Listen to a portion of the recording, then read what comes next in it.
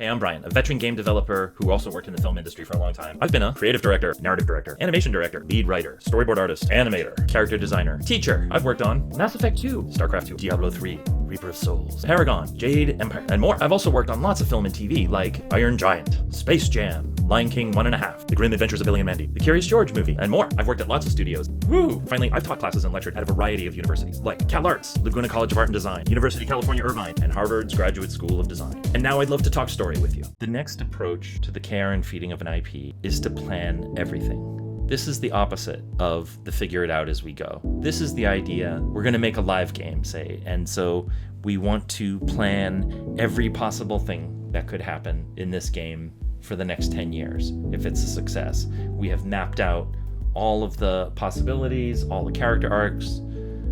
We have this incredibly complex matrix, and there's a massive spreadsheet with all of the future plans, and this way we can also start helping the art team predict what's going to happen in the future, or the design team knows that in the third expansion or in the sequel we're going to introduce a new class of fire acolytes, so they need to really start thinking about all the things they can do with damage over time and fire stuff. There's a real appeal to the plan everything approach, and there are teams that really love it.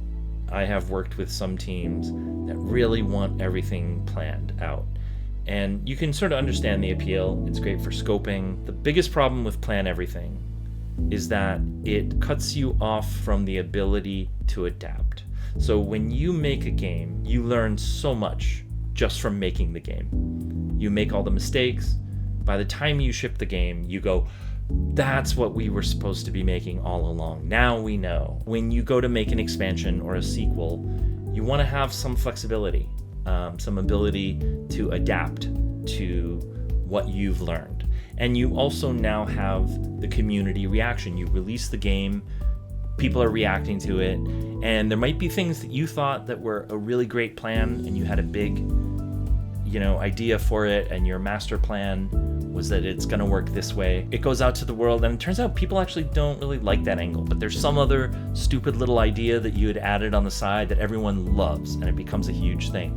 So you want to have the freedom to adapt, and if you've made a big plan and made promises to your publisher and to all the different disciplines on the team about how it goes, it's going to be extremely hard. People will just want to stick to the plan.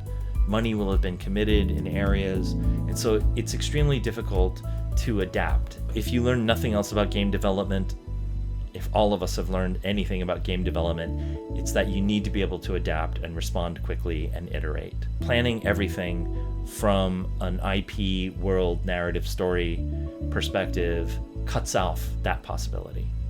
And that's it for Plan Everything. That's all for now. I'll see you on the next one.